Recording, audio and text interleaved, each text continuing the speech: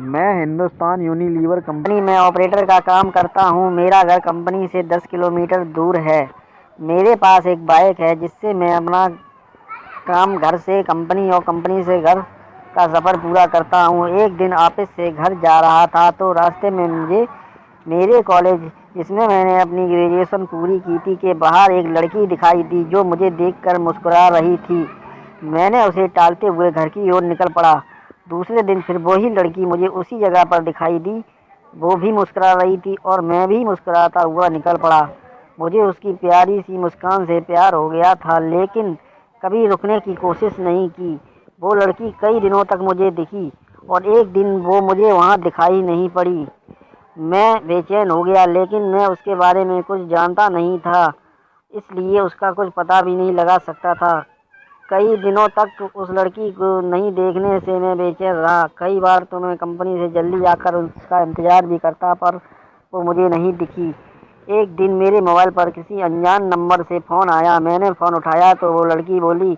उसने मेरा नाम पूछा और मुझसे बात करने लगी और बताया, मैं वही लड़की हूँ जिसे तुम रोज़ बाइक से गुजरते हुए देखा करते थे। मैं अचंभित रह गया कि इसके पास मेरा नंबर कैसे आया और ये मेरे से क्यों बात कर रही है, लेकिन उसकी मीठी बातों में मैं इतना खो गया कि सब कुछ भूल गया। एक दिन मुझे कॉलेज के बाहर के लिए उसने बुलाया। मैं और मेरा दोस्त हम दोनों बाइक पर उससे मिलने गए, क्योंकि कभी भी अकेले लड़की से नहीं मिला था तो घबरा रहा था।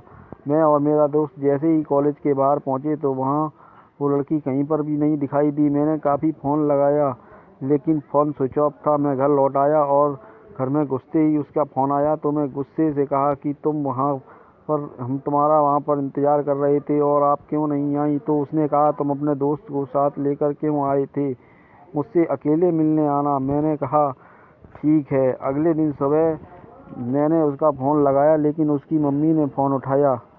मैं एक बार तो डर गया, लेकिन कॉलेज के प्रोजेक्ट का बहाना बनाकर उससे बात करने की कोशिश करने लगा। तो उसकी मम्मी ने कहा, पागल हो गए हो क्या? प्रिया को मरे हुए तो 3 महीने हो चुके हैं।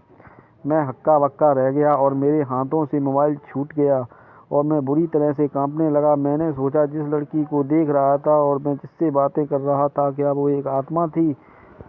लेकिन मुझे फिर भी विश्वास नहीं आया।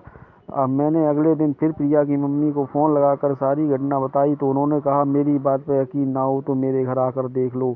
मैं प्रिया के घर गया तो प्रिया की फ़ोटो पर माला लगी थी। उसकी माँ घटना सुनकर भावुक हो गई, लेकिन उस दिन से मैंने वो सिम निकाल कर फेंक दी और नया नंबर ले लिया।